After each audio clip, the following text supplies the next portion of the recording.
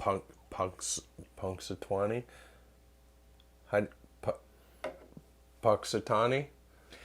Hey, welcome to this week's episode of the podcast. And today I'm excited because Andy's going to be the one who's going to be pretty much doing the hosting of it. And if you just heard him a second ago, he was practicing on how to do his intro. So let's go.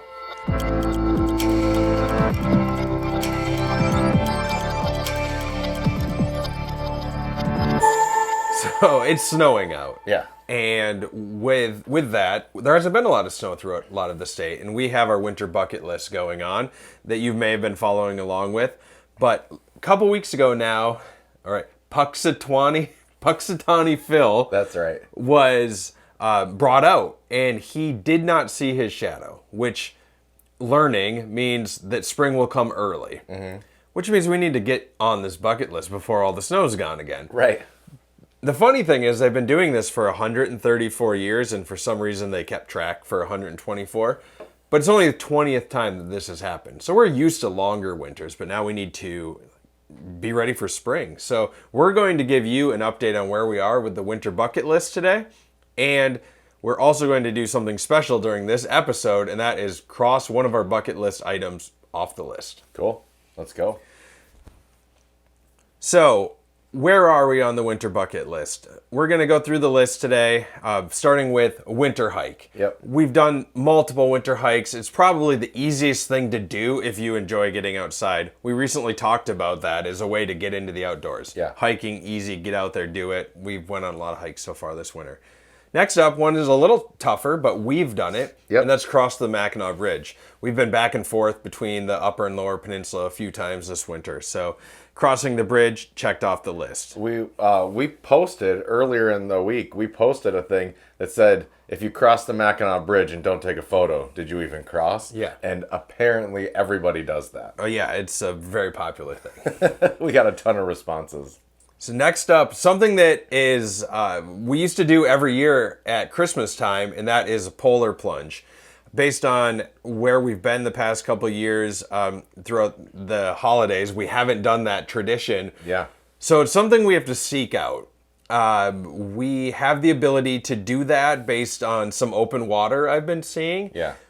I was just looking at the Grand Haven webcam, and you could pretty much go to the beach and just walk in. Yeah. Which I think we're going to have to do that. Yeah. A beach day. We'll have a beach day in the middle of February, which doesn't happen that often, but this winter has been so mild, and maybe that's why Punxsutawney Phil Didn't see his shadow. Sure. So, yeah, we are going to be doing that. It is one that is not on my things I'm looking most forward to doing, but hey, we made the list, so Right. we have to do it. Yep. Paddleboarding every month. We are in the process of completing that, and the kind of same thing. There's that open water around, and we will be able to knock that one off. Maybe we should actually do the polar plunge and the paddleboard at the same time. Jump off the paddleboards. Into the Oh, water. no way. Then get back on the paddleboard and have to like paddle to shore I'm not wet. saying we're gonna be like 10 feet over our head. We're gonna keep it safe. Yeah, still sounds really cold. So visit a waterfall. Yeah. We did that. I went to Tequamanon on one of the most amazing days, well, for sure that I've ever been to Tequamanon, but just overall winter days, one of the coolest days ever with a fresh snowfall. So You got some of the coolest footage from that. It was just insane the way that it looked, and I was jealous. That was the same time that I was exploring the Thumb lighthouses, and we Yeah. were calling each other back and forth because of our experiences were so different. And I mean, we didn't either of us have that great a cell phone signal in those spots. No. But we were trying to. go snowmobiling. So that's another thing we hadn't done for a long time. And Yeah. we rode snowmobiles growing up, but when we recently went snowmobiling in the eastern UP, Sault Ste. Marie area, we had a great time. It was awesome. You may have seen the video. If not, we'll put it in the link in the profile. So it's awesome adventure on the snowmobiles. Well, and I think that that's something that actually kind of is the reason why then we wanted to go back to the I-500. We went to there a lot growing up, and even in the last few years we've gone. And then there was a few year gap where we didn't. And going back and being able to experience it really changed things up. And I think it kind of leads me to the point of our bucket list. put some stuff that's easy. We put some stuff that's kind of, this is what we want to do to accomplish. But I think the thing that I'm liking so far from these is that it keeps us going and doing stuff that maybe we've forgotten about, and it's kind of holding us accountable to what we're trying to do. Yeah, for sure. And that kind of leads right into the next one. Go snowshoeing. Yes, we've done that. And actually, we determined that I'd put wooden snowshoes on in the past and played around with them. But I had actually never really been snowshoeing, which was funny because I didn't realize it until I was putting them on. I was like, I don't think I've ever actually done this. And it was a ton of fun. It was one of my favorite days so far this winter. It was really, you did a good job. You kept up. It's not like we were doing that like technical snowshoeing, but you really only had one tumble when we were trying to get a shot. Yeah. And then you ended up bending my monopod. So I have a new one on order now, and I'll just send you the bill, I suppose. All right. And we have also gone ice skating. Yeah. I went ice skating downtown Grand Rapids throughout the holidays at Rosa Park Circle. Great time. I went down there.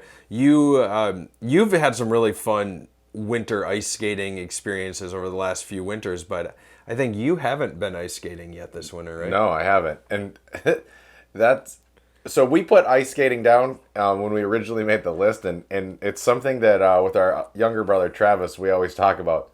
If you ask somebody like, hey, can you skate? And they say, ice skate?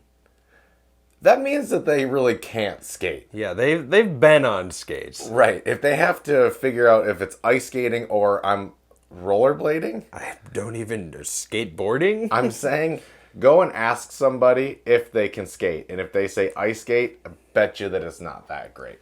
But that's growing up from a hockey family, so maybe we have a little bit of a skewed reference on that. Yeah, and then it's always the part we joke about. Well, I can skate pretty well, but I mean, I can't skate backwards. Right. Like, that's the determining factor. But I have definitely seen at like public ice rinks when it's that person skating forward that's getting confidence and then tries to do the in-motion hop to backwards and just whiplashes themselves. Which one's worse? Is it catching that backwards edge? I mean, you probably haven't even experienced that in years because you can skate that well. Or catching that edge on a snowboard and going down. Man. To me, it's the snowboard because I've actually done that more. Right. Starting to skate when I was so little, I've gone past that for the most part, but yeah. I catch some edges on snowboards sometimes. Next up, have a beer outside. We've accomplished that a few times now. I think that having a beer outside, there's something that during the winter feels good about it because it's like you're doing an activity. Like you never just like go and like sit outside in the winter. You do in the summertime. It's like, oh, let's go have dinner out there. But you never just have go dinner in the winter outside. So when you have a beer in your hand, you're like, yeah, look at us. We're doing something out here. This is an activity now. Right, yeah. You know, I had to put boots on and a jacket and snow pants. Build a snowman. Sounds super easy. It was. First snowfall that was good, I built a snowman. And I was digging through and being like, okay, we need like eyes and a nose, right? Right. I didn't have any charcoal, or I didn't have like I don't usually buy full-length carrots. You just have them sitting around. So what I did have was I bought sidewalk chalk spray paint. Mm-hmm. So it looked like spray paint cans, and I was like, this will be cool. So I had bright red and bright blue, and we started painting it, painted a face, painted a mouth. It turned out it was terrifying. It was the scariest looking snowman ever. So much so that my neighbor texted us. It was like, what happened to that snowman? Like, we built the creepiest snowman in the neighborhood on total accident.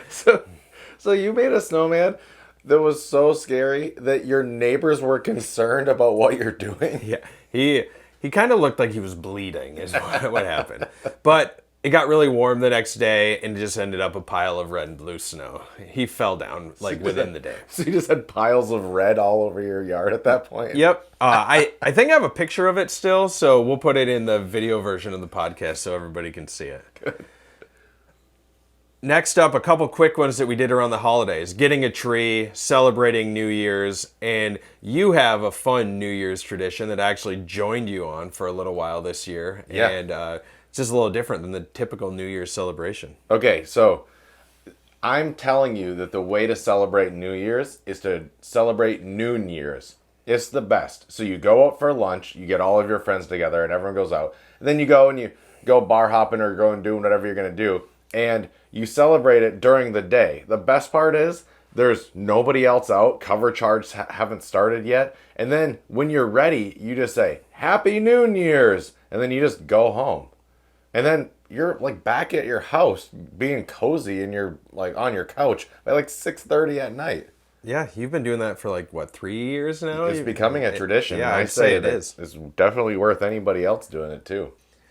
So next couple are things that we haven't finished yet. Go ice fishing, which we haven't had the opportunity to go ice fishing. I know people are out ice fishing, but we have not been ice fishing. Well, and I mean, you're saying that as in like, man, because we're always going.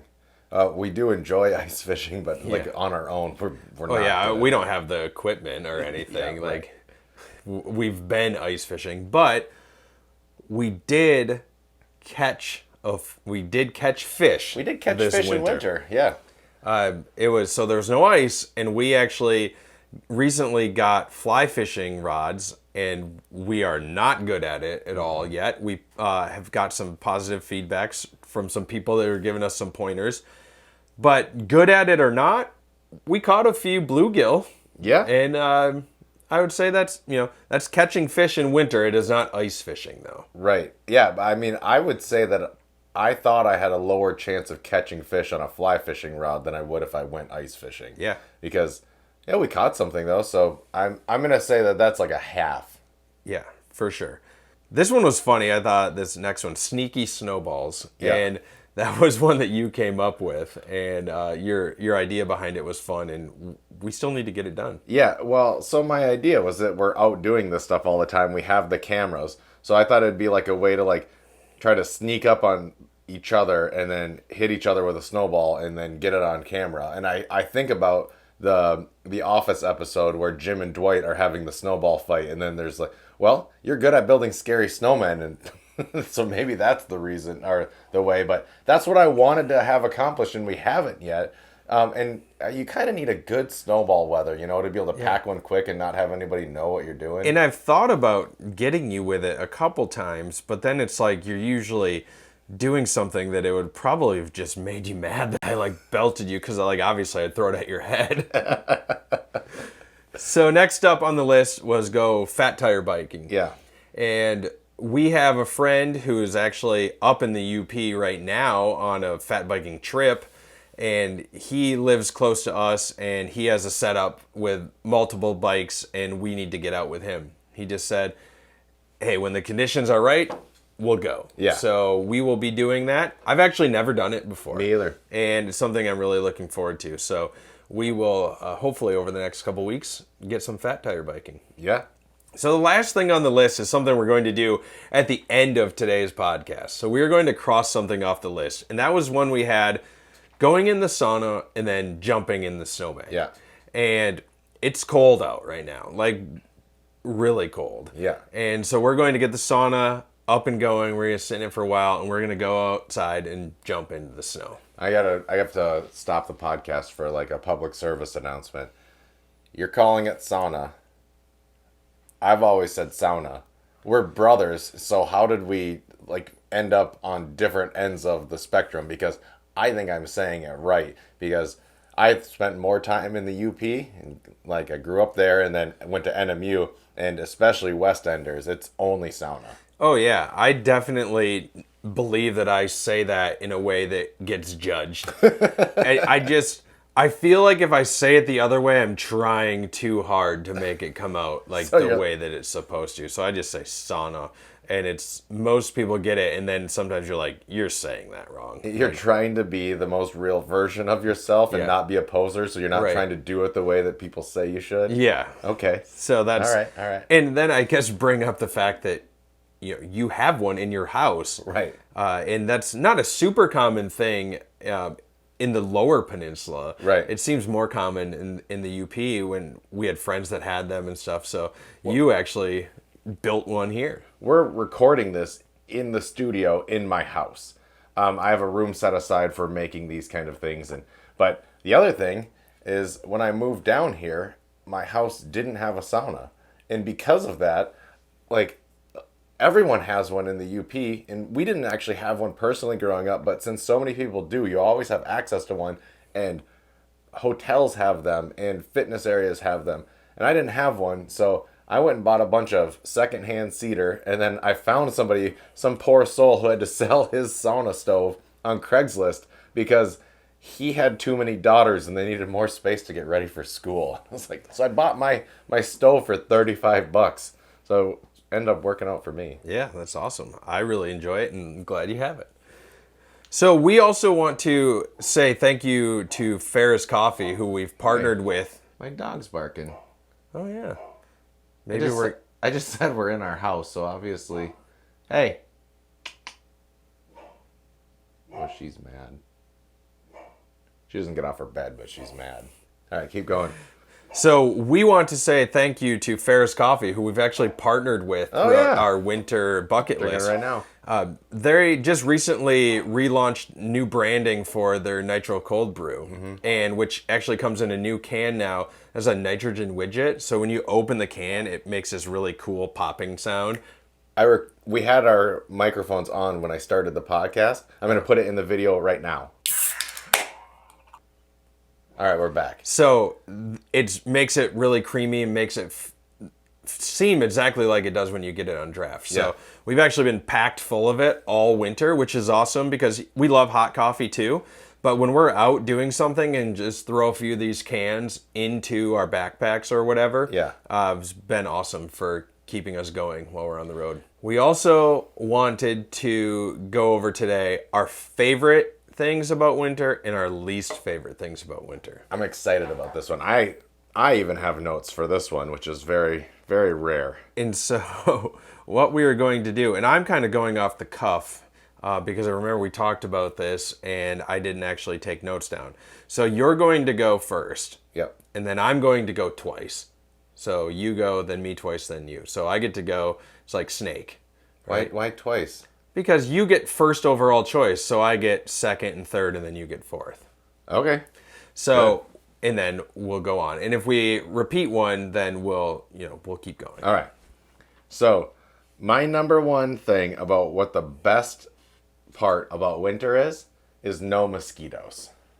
All right, that's a good one. Yep.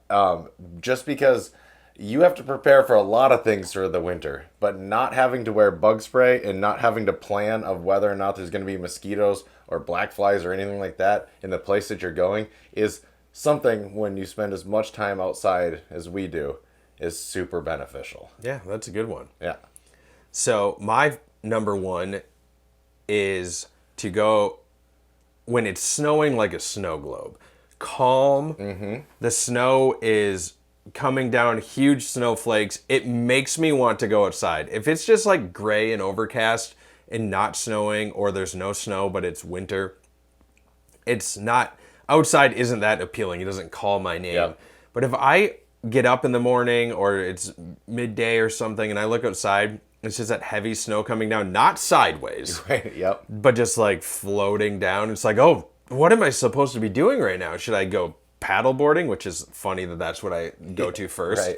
Right. Should I go for a hike?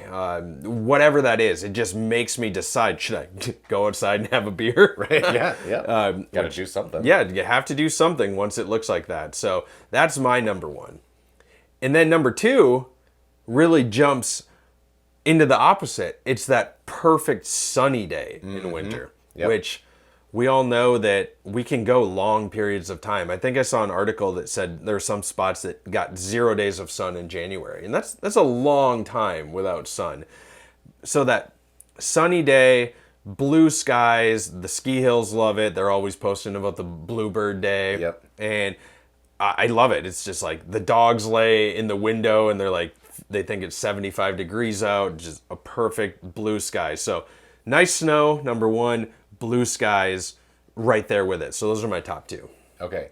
So my second is I appreciate how much, like, one of the best things about winter is how much it makes you appreciate summer. Yeah. So, not that I have anything against winter, but I love that day when it turns 50 and it's the first time. And so like you're outside in a t-shirt and then you're like, man, can I wear shorts today? Like that is definitely the spot in which I'm like, man, I can't wait for this to happen. So winter, man, you're doing a great job at making me love the summer because that's awesome. And the first day it's like that, you see like hundreds of people sharing a meme of people from Michigan sitting in a lounge chair sunbathing. Yep. It's like, oh, okay, that happened quickly. Like, oh, it's 50. Time to share this meme. I had it ready for the past year. It's the only day of the year where I'd say I voluntarily go out and do yard work. Every other time I'm just cursing it out the whole time. But it feels good to get outside and start to do that kind of Yeah, stuff. you're like, oh man, this feels so good. And then the sun like goes behind a cloud for 1 second or behind the trees, and you're like, oh yeah, it's still pretty cold out. So that we got to move on to the worst then. Oh wait, I had one more. Oh, okay. So my last thing that I like most about winter is to just winter in Michigan is something you have to come to love or accept. Yeah. And it makes me do new things. Right. So Yep. even still to this day, like I said earlier in the podcast, like I've never been fat tire biking. I'm going to do it this winter still, and maybe it'll be one of my favorite things. But I like that part about winter because it pushes me to do new things.